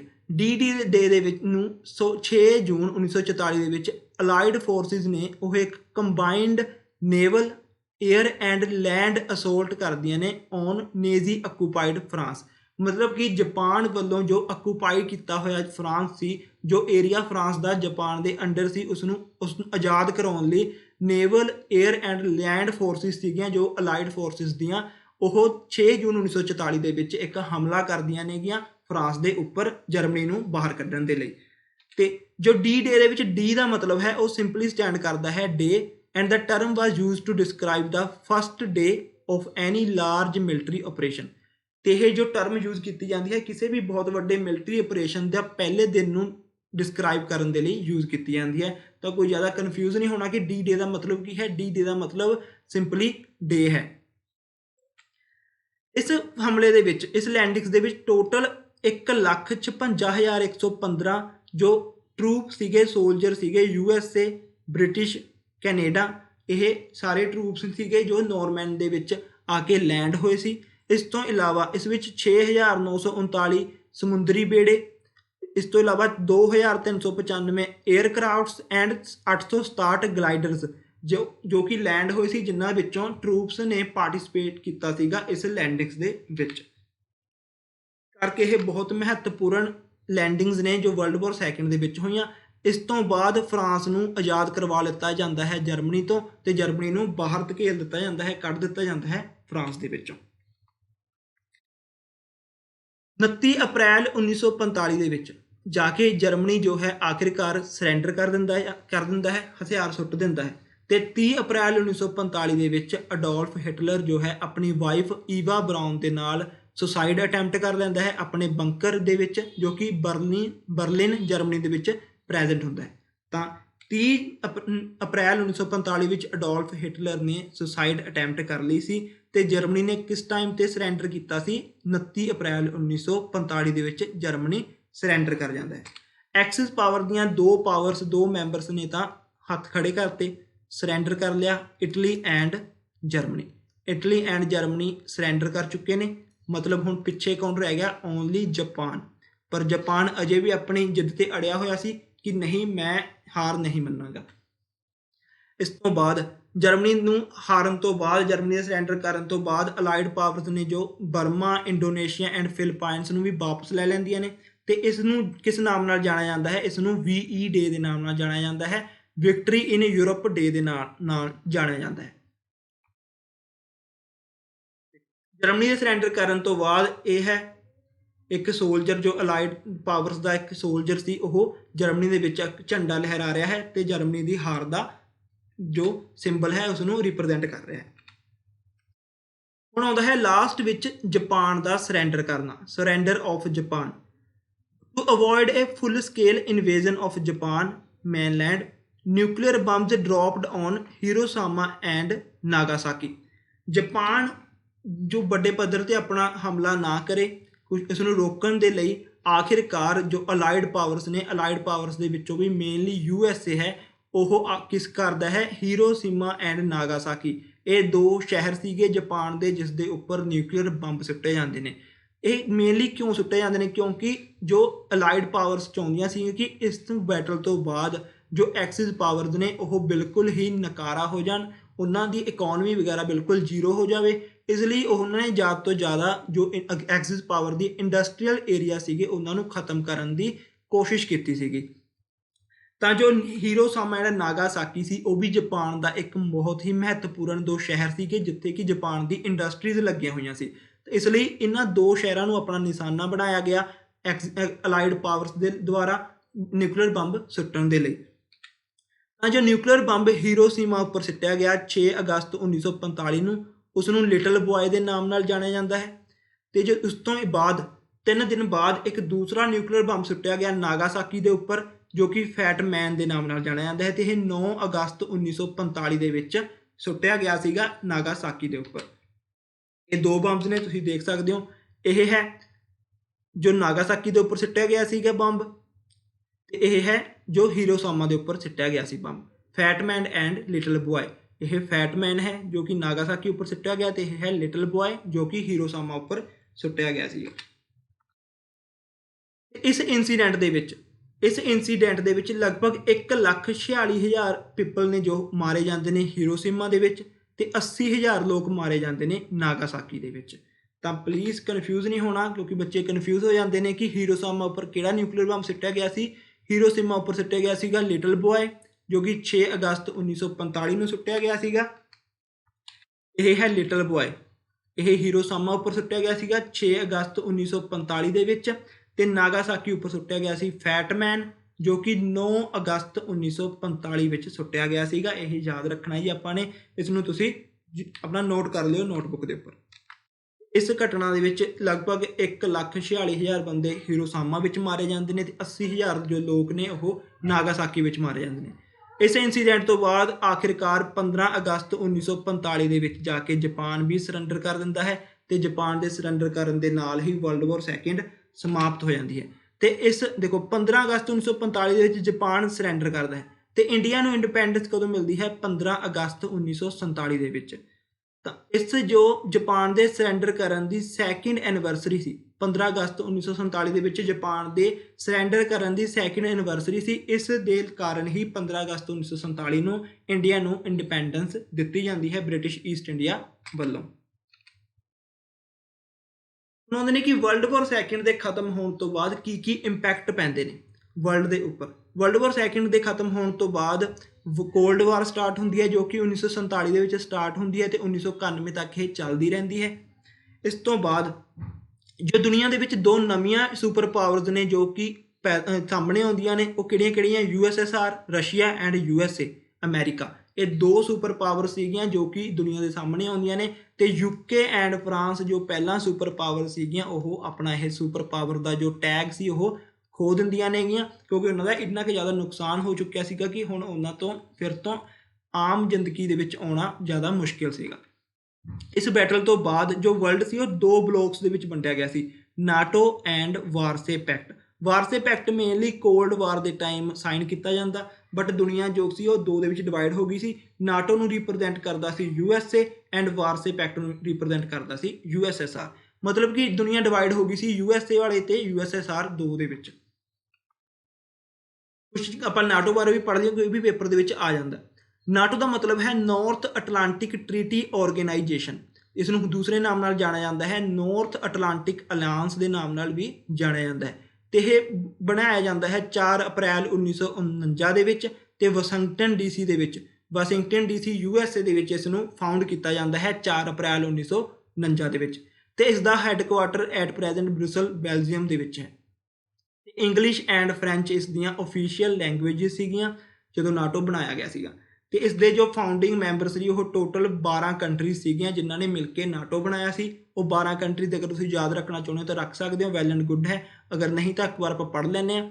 ਉਹ ਕਿਹੜੀਆਂ ਸੀਗੀਆਂ Belgium, Denmark, France, Iceland, Italy, Luxembourg, Netherland, Norway, Portugal, United Kingdom and lastly USA। ਇਹ 12 ਕੰਟਰੀਜ਼ ਸੀਗੀਆਂ ਜਿਨ੍ਹਾਂ ਨੇ ਮਿਲ ਕੇ ਨਾਟੋ ਨੂੰ ਸਥਾਪਿਤ ਕੀਤਾ ਸੀਗਾ, ਇਸਟੈਬਲਿਸ਼ ਕੀਤਾ ਸੀਗਾ ਤੇ ਐਟ ਪ੍ਰੈਜ਼ੈਂਟ ਨਾਟੋ ਦੇ 13 ਮੈਂਬਰਸ ਕੰਟਰੀਜ਼ ਨੇਗੀਆਂ ਜੋ ਇਸ ਦੀਆਂ ਮੈਂਬਰ ਨੇਗੀਆਂ। 30 ਕੰਟਰੀਜ਼ ਨੇ ਜੋ ਮੈਂਬਰ ਨੇਗੀਆਂ ਨਾਟੋ ਦੀਆਂ ਐਟ ਪ੍ਰੈਜ਼ੈਂਟ। ਇਸ ਨੂੰ ਵੀ ਤੁਸੀਂ ਯਾਦ ਰੱਖਣਾ ਜੀ। ਨੈਕਸਟ ਆਉਂਦਾ ਹੈ ਵਾਰਸੇ ਪੈਕਟ। ਵਾਰਸੇ ਪੈਕਟ ਨੂੰ ਟ੍ਰੀਟੀ ਆਫ ਫਰੈਂਡਸ਼ਿਪ ਦੇ ਨਾਮ ਲਈ ਜਾਣਿਆ ਜਾਂਦਾ ਹੈ ਤੇ ਇਹ ਸਾਈਨ ਕੀਤੀ ਗਈ ਸੀ 14 ਮਈ 1955 ਦੇ ਵਿੱਚ ਜੋ ਕਿ ਵਾਰਸੇ ਪੋਲੈਂਡ ਦੇ ਵਿੱਚ ਸਾਈਨ ਕੀਤੀ ਗਈ ਸੀ ਤੇ ਵਾਰਸੇ ਜੋ ਹੈ ਪੋਲੈਂਡ ਦੀ ਕੈਪੀਟਲ ਹੈ, ਇਹ ਤੁਸੀਂ ਨੋਟ ਕਰ ਸਕਦੇ ਹੋ। ਤਾਂ ਵਾਰਸੇ ਪੈਕਟ ਨੂੰ ਦੂਸਰੇ ਕਿਸ ਨਾਮ ਨਾਲ ਜਾਣਿਆ ਜਾਂਦਾ ਹੈ ਟ੍ਰੀਟੀ ਆਫ ਫਰੈਂਡਸ਼ਿਪ ਦੇ ਨਾਲ ਜਾਣਿਆ ਜਾਂਦਾ ਹੈ ਤੇ ਇਹ 14 ਮਈ 1955 ਦੇ ਵਿੱਚ ਸਾਈਨ ਕੀਤੀ ਜਾਂਦੀ ਹੈ ਵਾਰਸੇ ਪੋਲੈਂਡ ਦੇ ਵਿੱਚ ਤੇ ਇਹ ਸਾਈਨ ਕੀਤੀ ਜਾਂਦੀ ਹੈ ਸੈਂਟਰਲ ਐਂਡ ਈਸਟਰਨ ਯੂਰਪ ਦੇ ਵਿਚਕਾਰ। ਸੈਂਟਰਲ ਤੇ ਈਸਟਰਨ ਯੂਰਪ ਦੇ ਵਿਚਕਾਰ ਇਹ ਪੈਕਟ ਸਾਈਨ ਕੀਤਾ ਜਾਂਦਾ ਹੈ ਤੇ ਇਸ ਦਾ ਜੋ ਹੈੱਡਕੁਆਟਰ ਹੈ ਉਹ ਮਾਸਕੋ ਦੇ ਵਿੱਚ ਹੈ ਜੋ ਕਿ ਸੋਵੀਅਤ ਯੂਨੀਅਨ ਦੇ ਵਿੱਚ ਸੀ ਜੋ at present Russia the capital ਹੈ ਮਾਸਕੋ। ਤੇ ਇਹ 1 ਜੁਲਾਈ 1991 ਦੇ ਵਿੱਚ ਡਿਸੋਲਵ ਹੋ ਜਾਂਦਾ ਹੈ USSR ਦੇ ਟੁੱਟਣ ਦੇ ਨਾਲ। ਜਿਵੇਂ ਇਹ USSR ਟੁੱਟਦਾ ਹੈ ਉਸ ਦੇ ਨਾਲ ਹੀ ਵਾਰਸੇ ਪੈਕਟ ਵੀ ਜੋ ਹੈ ਉਹ ਡਿਸੋਲਵ ਹੋ ਜਾਂਦਾ ਹੈ। ਇਸ ਤੋਂ ਬਾਅਦ USSR ਨੇ ਇੱਕ ਆਇਰਨ ਕਰਟਨ ਬਣਵਾਇਆ ਸੀਗਾ। ਆਪਾਂ ਕਹਿ ਸਕਦੇ ਹਾਂ ਇੱਕ ਤਰ੍ਹਾਂ ਦੀ ਬਾਉਂਡਰੀ ਬਣਾਈ ਸੀ ਜਿਸ ਦੇ ਅਕੋਰਡਿੰਗ ਜੋ ਵੈਸਟਰਨ ਕੰਟਰੀ ਸੀਗੀਆਂ ਉਹਨਾਂ ਦੀ ਐਂਟਰੀ ਤੇ ਰੋਕ ਲਗਾ ਦਿੱਤੀ ਗਈ ਸੀ ਪੋਲੈਂਡ, ਸੈਚ ਰਿਪਬਲਿਕ, ਹੰਗਰੀ ਐਂਡ ਰੁਪਾਨੀਆ ਵਰਗੇ ਦੇਸ਼ਾਂ ਦੇ ਵਿੱਚ। ਇਹ ਹੈ ਜੋ ਆਪਾਂ ਰੈੱਡ ਲਾਈਨ ਦੇਖ ਰਹੇ ਹਾਂ ਇਹ ਸਾਰੀ ਰੈੱਡ ਲਾਈਨ ਹੈ ਜਿਸ ਨੂੰ ਆਇਰਨ ਕਰਟਨ ਦੇ ਨਾਮ ਨਾਲ ਜਾਣਿਆ ਜਾਂਦਾ ਹੈ। ਤੇ ਜੋ ਆਇਰਨ ਕਰਟਨ ਇਹ ਜੋ ਟਰਮ ਦਿੱਤੀ ਸੀ ਇਹ ਦਿੱਤੀ ਸੀ ਬ੍ਰਿਟੇਨ ਦੇ ਪ੍ਰਾਈਮ ਮਿਨਿਸਟਰ ਵਿੰਸਟਨ ਚਰਚਿਲ ਨੇ। ਵਿੰਸਟਨ ਚਰਚਿਲ ਨੇ ਆਇਰਨ ਕਰਟਨ ਨਾਂ ਦੀ ਇਹ ਜੋ ਟਰਮ ਹੈ ਇਹ ਦਿੱਤੀ ਸੀਗੀ। ਇਸ ਤੋਂ ਬਾਅਦ ਜੋ ਜਰਮਨੀ ਹੈ, ਜਰਮਨੀ ਨੂੰ ਜੋ ਅਲਾਈਡ ਪਾਵਰਸ ਨੇ ਉਹ ਮੇਨਲੀ ਦੋ ਬਲੋਕਸ ਦੇ ਵਿੱਚ ਡਿਵਾਈਡ ਕਰ ਲੈਂਦੀਆਂ ਨੇ eastern Germany and West Germany. Eastern and West Germany ਦੇ ਵਿੱਚ ਜਰਮਨੀ ਨੂੰ ਡਿਵਾਈਡ ਕਰ ਦਿੱਤਾ ਜਾਂਦਾ ਹੈ। ਜੋ ਮੇਨਲੀ ਹੈ ਇਹ ਤਾਂ ਦੋ ਦੇ ਵਿੱਚ ਆਪਾਂ ਕਹਿ ਲਈਏ ਕਿ ਡਿਵਾਈਡ ਕਰ ਲਿਆ, ਬਟ ਜੋ ਮੇਨਲੀ ਹੈ ਜਰਮਨੀ ਡਿਵਾਈਡ ਕੀਤਾ ਜਾਂਦਾ ਹੈ 4 ਜ਼ੋਨਸ ਦੇ ਵਿੱਚ। ਜੋ ਕਿ ਵੈਸਟ ਜਰਮਨੀ ਹੈ ਅੱਗੇ ਨੈਕਸਟ ਫਿਰ ਤੋਂ ਡਿਵਾਈਡ ਕੀਤਾ ਜਾਂਦਾ ਹੈ 3 ਜ਼ੋਨ ਦੇ ਵਿੱਚ, British zone, American zone, French zone ਦੇ ਵਿੱਚ। ਤੇ ਜੋ ਈਸਟ ਜਰਮਨੀ ਹੈ ਉਹ ਕਿਸ ਦਾ ਹਿੱਸਾ ਹੁੰਦਾ ਹੈ, ਉਹ USSR ਦਾ ਹਿੱਸਾ ਬਣਦਾ ਹੈ। ਇਹ ਹੈ ਜਰਮਨੀ ਜੋ ਕਿ ਵਰਲਡ ਵਾਰ ਸੈਕਿੰਡ ਤੋਂ ਬਾਅਦ ਮੇਨਲੀ ਜੋ ਜਰਮਨੀ ਹੈ ਉਹ 2 ਹਿੱਸਿਆਂ ਵਿੱਚ ਵੰਡਿਆ ਜਾਂਦਾ ਹੈ, East Germany and West Germany. East Germany the area ਤਾਂ ਆ ਗਿਆ USSR ਦੇ ਵਿਚਕਾਰ, ਬਟ ਜੋ ਵੈਸਟ ਜਰਮਨੀ ਸੀ ਉਹ ਡਿਵਾਈਡ ਕੀਤਾ ਜਾਂਦਾ ਹੈ 3 ਦੇ ਵਿਚਕਾਰ। ਇਹ ਹੈ ਫਰਾਂਸ ਦਾ ਏਰੀਆ, ਇਹ ਹੈ USA ਦਾ ਏਰੀਆ, ਤੇ ਇਹ ਹੈ ਸਾਰਾ ਬ੍ਰਿਟੇਨ ਦਾ ਏਰੀਆ। ਤਾਂ ਵੈਸਟ ਜਰਮਨੀ ਨੂੰ ਫਰਦਰ ਡਿਵਾਈਡ ਕੀਤਾ ਜਾਂਦਾ ਹੈ 3 ਪਾਰਟਸ ਦੇ ਵਿੱਚ, France, USA and Germany Britain ਦੁਆਰਾ। ਤੇ ਈਸਟ ਜਰਮਨੀ ਨੂੰ ਡਿਵਾਈਡ ਕੀਤਾ ਜਾਂਦਾ ਹੈ USSR ਦੇ ਲਈ। ਤਾਂ USSR ਜੋ ਹੈ ਈਸਟ ਜਰਮਨੀ ਨੂੰ ਜੋ ਹੈ USSR ਆਪਣੇ ਕਬਜ਼ੇ ਵਿੱਚ ਰੱਖਦਾ ਹੈ, ਇਹ ਯਾਦ ਰੱਖਣਾ ਜੀ ਆਪਾਂ ਨੇ। ਉਸ ਤੋਂ ਬਾਅਦ ਇੱਕ ਬਰਲਿਨ ਵਾਲ ਬਣਾਈ ਜਾਂਦੀ ਹੈ USSR ਦੁਆਰਾ ਈਸਟ ਜਰਮਨੀ ਤੇ ਵੈਸਟ ਜਰਮਨੀ ਦੇ ਵਿਚਕਾਰ, ਜੋ ਕਿ 13 ਅਗਸਤ 1961 ਦੇ ਵਿੱਚ ਬਣਾਈ ਜਾਂਦੀ ਹੈ, ਬਟ ਆਖਿਰਕਾਰ 9 ਨਵੰਬਰ 1949 ਦੇ ਵਿੱਚ ਇਹ ਵਾਲ ਹੈ ਜੋ ਢਾਹ ਦਿੱਤੀ ਜਾਂਦੀ ਹੈ। ਇਹ ਹੈ ਉਸਾਰੀ ਬਰਲਿਨ ਵਾਲ। ਇਹ ਹੈ ਬਰਲਿਨ ਵਾਲ ਜੋ ਕਿ ਬਣਾਈ ਜਾਂਦੀ ਹੈ ਈਸਟ ਜਰਮਨੀ ਤੇ ਵੈਸਟ ਜਰਮਨੀ ਦੇ ਵਿਚਕਾਰ। ਇਸ ਤੋਂ ਇਲਾਵਾ ਬਹੁਤ ਸਾਰੇ ਲੋਕ ਨੇ, ਜੋ ਬਹੁਤ ਸਾਰੀ ਪੋਪੂਲੇਸ਼ਨ ਸੀ ਉਸਨੂੰ ਟਰਾਂਸਫਰ ਕੀਤਾ ਜਾਂਦਾ ਹੈ ਈਸਟਰਨ ਤੇ ਸੈਂਟਰਲ ਯੂਰਪ ਦੇ ਵਿਚਕਾਰ, ਕਿਉਂਕਿ ਮੰਨਿਆ ਜਾਂਦਾ ਹੈ ਕਿ ਜੋ ਲੋਕ ਸੀਗੇ ਜਿਵੇਂ ਕਿ ਵਰਲਡ ਵਾਰ 1 ਤੋਂ ਬਾਅਦ ਬਹੁਤ ਸਾਰੇ ਜਰਮਨ ਲੋਕ ਅਲੱਗ-ਅਲੱਗ ਜਗ੍ਹਾ ਦੇ ਉੱਪਰ ਭੇਜ ਦਿੱਤੇ ਗਏ ਸੀ, ਤਾਂ ਉਹਨਾਂ ਨੂੰ ਮਜਬੂਰਨ ਉਹਨਾਂ ਦੀ ਉਸ ਜਗ੍ਹਾ ਤੋਂ ਉਠਾ ਕੇ ਫਿਰ ਤੋਂ ਜਰਮਨੀ ਦੇ ਵਿੱਚ ਭੇਜਿਆ ਜਾਂਦਾ ਹੈ, ਤਾਂ ਕਿ ਲੋਕਾਂ ਦੇ ਵਿੱਚ ਫਿਰ ਤੋਂ ਇਹੀ ਭਾਵਨਾ ਨਾ ਪੈਦਾ ਹੋਵੇ ਕਿ ਸਾਨੇ ਇਹੋ ਦੇਸ਼ ਇੱਕ ਕਰਨਾ ਹੈ ਜਾਂ ਵਗੈਰਾ, ਜੋ ਕਿ ਫਿਰ ਤੋਂ ਵਰਲਡ ਵਾਰ ਦਾ ਕਾਰਨ ਨਾ ਬਣੇ। ਇਸ ਤੋਂ ਇਲਾਵਾ ਇਸ ਬੈਟਲ ਦੇ ਵਿੱਚ ਬਹੁਤ ਸਾਰੇ ਲੋਕ ਮਾਰੇ ਜਾਂਦੇ ਨੇ, ਬਹੁਤ ਜ਼ਿਆਦਾ ਜਾਨੀ ਨੁਕਸਾਨ ਹੁੰਦਾ ਹੈ, ਇਸ ਦੇ ਨਾਲ ਬਹੁਤ ਜ਼ਿਆਦਾ ਮਾਲੀ ਨੁਕਸਾਨ ਹੁੰਦਾ ਹੈ, ਬਹੁਤ ਜ਼ਿਆਦਾ ਮਟੀਰੀਅਲ ਖਰਾਬ ਹੋ ਜਾਂਦਾ ਹੈ, ਬਹੁਤ ਸਾਰੀਆਂ ਇੰਡਸਟਰੀਜ਼ ਸੀਗੀਆਂ ਜੋ ਯੂਰਪ ਦੇ ਵਿੱਚ ਉਹ ਤਹਿਸ ਨਹਿਸ ਹੋ ਜਾਂਦੀਆਂ ਨੇ। ਇਸ ਤੋਂ ਇਲਾਵਾ ਜੋ ਯੂਨਾਈਟਿਡ ਕਿੰਗਡਮ ਤੇ ਫਰਾਂਸ ਸੀਗੀਆਂ ਉਹ ਆਪਣਾ ਜੋ ਗਲੋਬਲ ਪਾਵਰ ਦਾ ਟੈਗ ਸੀ ਉਸਨੂੰ ਵੀ ਖੋ ਦਿੰਦੀਆਂ ਨੇ।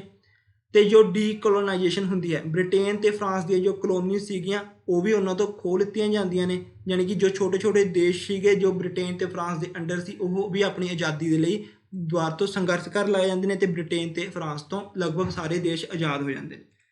ਤੇ ਸਭ ਤੋਂ ਇੰਪੋਰਟੈਂਟ ਜੋ ਹੈ ਵਰਲਡ ਵਾਰ ਸੈਕਿੰਡ ਤੋਂ ਬਾਅਦ ਯੂਨਾਈਟਿਡ ਨੇਸ਼ਨ ਆਰਗੇਨਾਈਜੇਸ਼ਨ ਇਸਟੈਬਲਿਸ਼ ਹੁੰਦੀ ਹੈ। ਤੇ ਅਗਰ ਤੁਸੀਂ ਯੂਨਾਈਟਿਡ ਨੇਸ਼ਨ ਆਰਗੇਨਾਈਜੇਸ਼ਨ ਦੇ ਉੱਪਰ ਇੱਕ ਵੀਡੀਓ ਦੇਖਣਾ ਚਾਹੁੰਦੇ ਹੋ ਡਿਟੇਲ ਦੇ ਵਿੱਚ, ਤਾਂ ਸਾਡੇ ਜਤਿਨ ਸਰ ਦੀ ਇੱਕ ਵੀਡੀਓ ਹੈ ਜਿਸ ਦਾ ਲਿੰਕ ਤੁਹਾਨੂੰ ਡਿਸਕ੍ਰਿਪਸ਼ਨ ਦੇ ਵਿੱਚ ਮਿਲ ਜਾਵੇਗਾ, ਤੁਸੀਂ ਯੂਨਾਈਟਿਡ ਨੇਸ਼ਨ ਆਰਗੇਨਾਈਜੇਸ਼ਨ ਨੂੰ ਚੈੱਕ ਕਰ ਸਕਦੇ ਹੋ। ਇਸ ਤੋਂ ਇਲਾਵਾ ਜੋ ਕੋਰੀਆ ਸੀ ਉਸਨੂੰ ਵੀ ਡਿਵਾਈਡ ਕਰ ਦਿੱਤਾ ਜਾਂਦਾ ਹੈ 2 ਪਾਰਟਸ ਦੇ ਵਿੱਚ, USSR ਜ਼ੋਨ ਦੇ ਵਿਚਕਾਰ ਤੇ USA ਦੇ ਜ਼ੋਨ ਦੇ ਵਿਚਕਾਰ।